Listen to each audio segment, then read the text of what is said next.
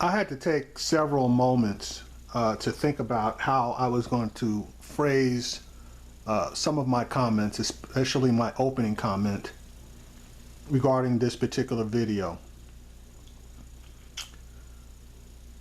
The phrase that I want to use is by any means necessary. For those of you who are unaware of where this particular phrase originated, it originated from Malcolm X. He utilized this phrase to emphasize that black people need to be free, and we need to do it by any means necessary. That could take many directions. Ideally, it should be through the use of the political process, i.e., laws that grant us equality, and I mean real equality, politically, economically, educationally, socially, every means and every avenue. In this particular video, I'm going to utilize the phrase, but I'm going to add something to it. What I'm going to add to it is we need to obtain the presidency by any means necessary. And this particular phrase should be attributed to every Republican that is in support of Donald Trump. Mitch McConnell is going to give an interview, and he is going to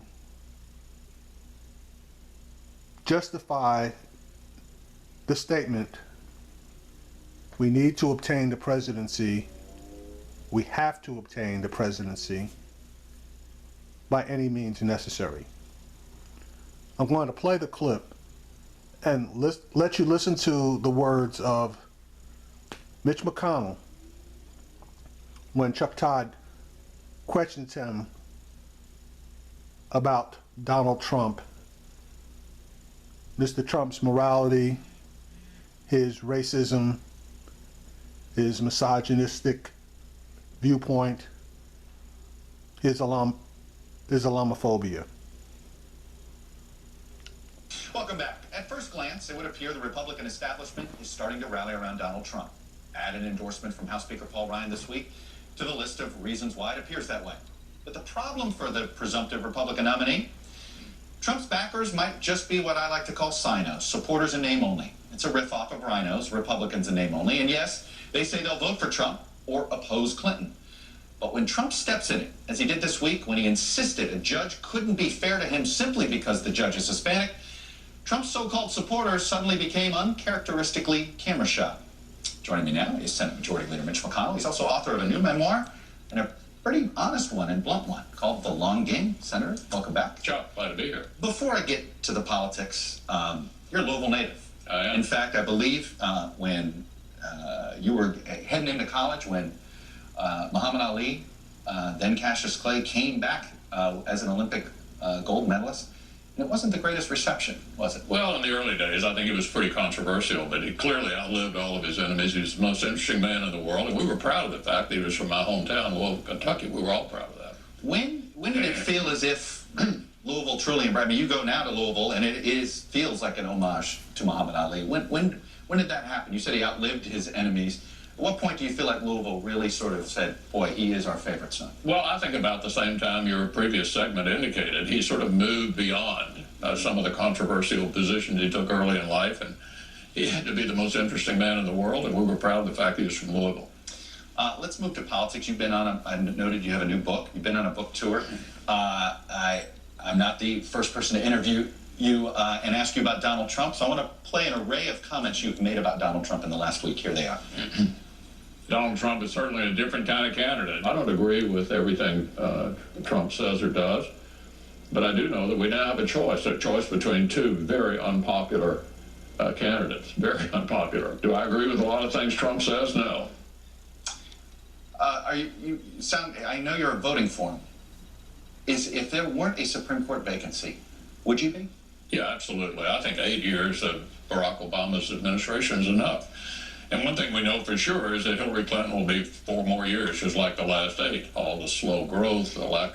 America's clearly underperforming, and I think we need to go in a different direction. And whatever you think about Donald Trump, he's certainly a different direction. I think that's what the country needs. But you know, you in your book, you spend a lot of time talking about your mentor in the Senate and how he stood up against Barry Goldwater. You voted for LBJ. He went ahead and supported the Civil Rights Act. You worried that Barry Goldwater would leave a stain on the party. Are you worried that Donald Trump's going to leave a stain on the party the way Goldwater did? I am concerned about the Hispanic vote. America's changing. When Ronald Reagan was elected, 84% of the American electorate was white. And this November, 70% will be. I think it's a big mistake for our party to write off Latino Americans. They're an important part of our country and soon to be, if not already, the largest minority group in the country. And so I am concerned about that. And I hope he'll change his direction on that sort of. I've heard a lot of Republicans say, I hope he'll stop this. I hope he'll do this, whether whatever it's been on, whatever he has said about a specific ethnic group or somebody else, but he hasn't. At what point do you stop hoping and realize it's not going to happen? Look, I think he's a very competitive candidate. I think America's looking for a different direction, somebody entirely new, but this is a good time, it seems to me, to begin to try to unify the party. And you unify the party by not settling scores and grudges against people you've been competing with. We're all behind him now, and I'd like to see him reach out and pull us all together and give us a real shot at winning this November. You know what he has said about this federal judge that's overseeing the Trump University lawsuit. He has essentially said he cannot be impartial because he's Hispanic. Is that not a racist statement? No, I couldn't disagree more with a statement like that. Is it a racist statement? I couldn't disagree more with what he had to say. Okay, but do you think it's a racist statement to say? I don't agree with what he had to say. This is a man who was born in Indiana. Mm-hmm. All of us came here from somewhere else. Almost all Americans are either near-term immigrants, like my wife, who came here at age 8, not speaking a word of English, or the rest of us whose ancestors were risk takers and who got up from wherever they were and came here and made this country great. That's an important part of what makes America work. Now, you'll notice he asked him 3 times, was that a racist statement? And 3 times, Mitch McConnell did not answer that question. The 3rd time he was asked that question, he danced around it. That was a simple yes or no question. The answer obviously is yes. That was a racist statement. He did not necessarily have to call Donald Trump a racist, but the statement itself was racist. Let's continue. I want to read you something that Eric Erickson, a conservative commentator, wrote for The Resurgence. He wrote it yesterday. The attacks are racist. To claim someone is unable to objectively and professional perform his job because of his race is racism, and damn the GOP for its unwillingness to speak up on this. The party of Lincoln intends to circle the wagons around a racist. Damn them for that. What do you say to Mr. Erickson? I think the party of Lincoln wants to win the White House. And the right of center world needs to respect the fact that the primary voters have spoken. Donald Trump has won the nomination the old-fashioned way. He got more votes than anybody else. Mm-hmm. Is he the perfect candidate for a lot of us? No, he isn't. But we have a 2-party system here. And Hillary Clinton is certainly not something that I think would be good for the country to continue basically the Obama administration for another 4 years. If you end up with a President Clinton, do you imagine you'll be able to work better? You write in your memoir, it wasn't easy working with President Obama. It's pretty clear that you and he see the world very differently politically, but also the back and forth that you had, you didn't find very helpful. Do you imagine you would have a better working relationship with President Hillary Clinton? I'd rather be working with Donald Trump. For one thing, I know he's going to appoint the right kind of person to the Supreme Court. He's already put out a list. I think it's a very good list of the kinds of people he would consider for the High Court. We know that even if he differs with us on some issues, he's going to be right of center. I'd rather be working with Donald Trump, and I think that's the opportunity I'm going to have. Let me ask you this then. If you're a Republican running for re-election in a seat, you're not comfortable with Donald Trump, what do you say to the voter that isn't comfortable with Donald Trump and it worries that it's a reflection on the Republican Party? What do you say to the voter that may punish a Republican Senate candidate because of Trump? Well, look, I don't think that's going to happen. Senate races are statewide races. They're big races. They have a lot of money spent, a great opportunity to paint your own picture of how you're representing the people in your particular state. I'm very confident that these Senate candidates that we have, and we do have a lot of exposure this year, 24 Republicans up and only 10 Democrats, will rise or fall on their own merits. You don't believe the presidential race. Do you believe that you can hold the Senate if Donald Trump loses presidential? The year Bill Clinton got reelected, we gained 2 seats in the Senate. The year that Reagan carried 49 out of 50 states, we lost 2 seats in the Senate. So we don't know what's going to happen at the presidential level. I hope America's going to choose to go in a different direction, but these Senate races are big enough to stand on their own 2 feet, and that's how we're going to save the Senate majority. All right, Senate Majority Leader Mitch McConnell, thanks for coming on. Congrats on the book. All right, I want to draw your attention back to something that Mr. McConnell said. He said that the party of Lincoln wants to win the White House. Donald Trump is their nominee. Donald Trump has made racist statements. He is a misogynist, and he is clearly an Islamophobe. Mitch McConnell is basically saying they don't care as long as they can win the White House. This is the problem that I have with politics and politicians.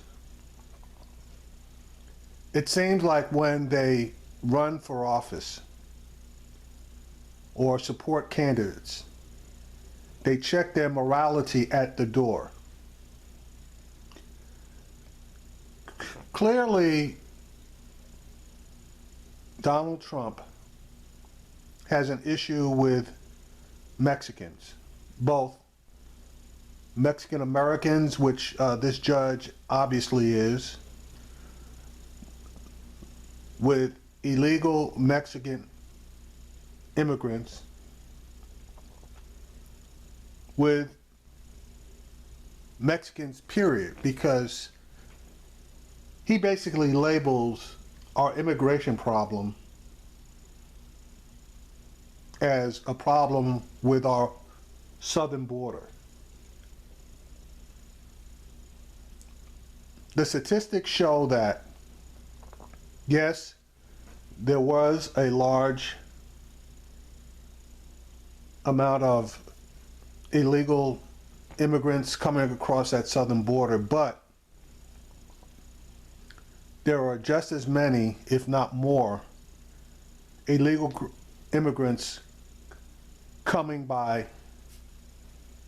plane and ship from Europe,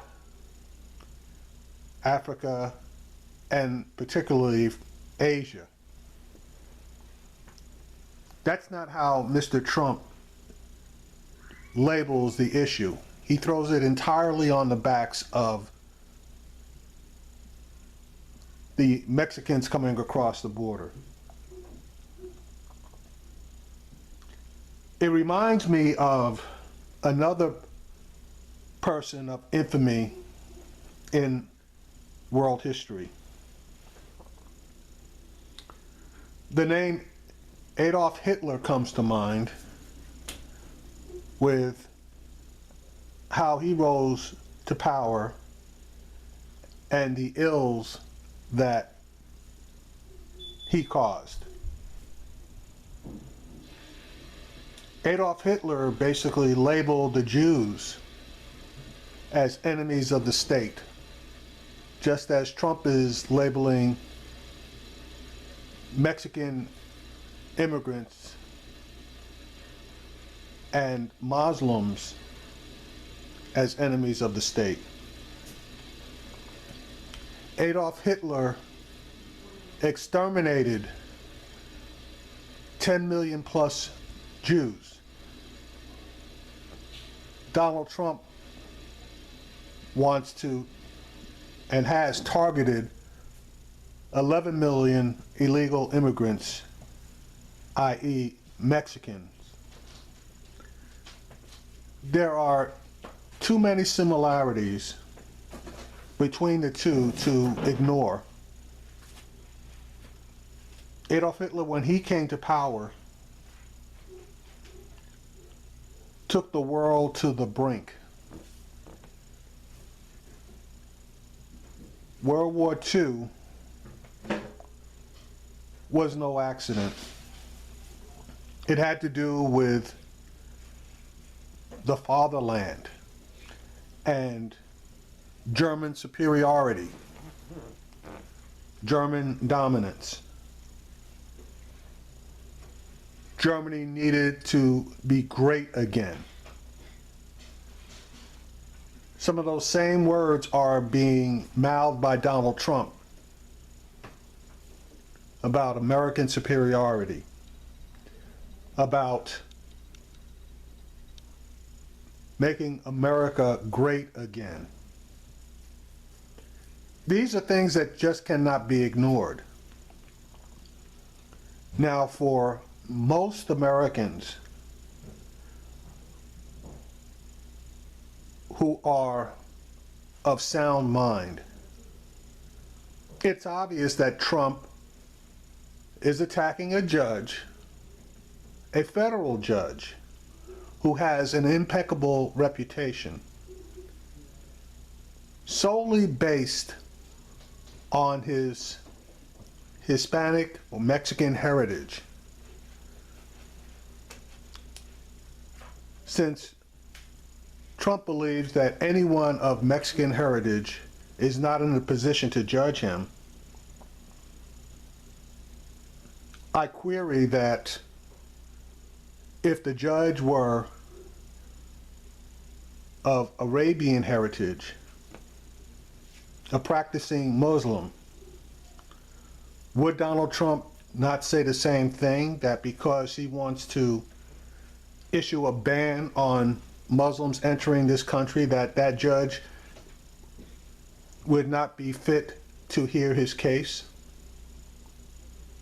Okay, let's take it a step further. Donald Trump has made racist statements and retweeted racist comments about African Americans. No, let's go further than that. Donald Trump is basically the author of the birther movement. And that was an attack on a black American, President Obama. If an African American judge disagreed with Trump on the birther movement, and in some way, shape, manner, or form in the past had voiced that disagreement, as I believe the majority of African American judges would have, would Donald Trump then be within his rights to say that that judge would not be fit to judge him because of his feelings regarding Trump's position on the birther movement. Who would Donald Trump consider a viable judge based on their religious and ethnic background? The answer clearly is an older Christian Caucasian. Is that what our justice system is supposed to be based on? I submit that it is not. And I submit that Donald Trump's own projections of bias are internal anchors for him. Now, Mitch McConnell is the head of the Senate and will continue to be the head of the Senate as long as there is a GOP majority, which hopefully and quite probably will only last through the end of this year. But as the head of the Senate, you would think that he would have a better moral center, and when he sees something wrong, to say something's wrong. And when he's asked a straight question on what he believes, that he should have the moral courage to state what he believes. Now, he was asked if Donald Trump had made a racial attack on the federal judge, and he couldn't answer. I know I can answer. I believe you can answer. Why couldn't he?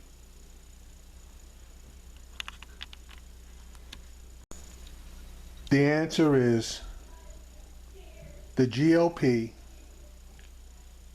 and he want the presidency of the United States to be obtained by any means necessary.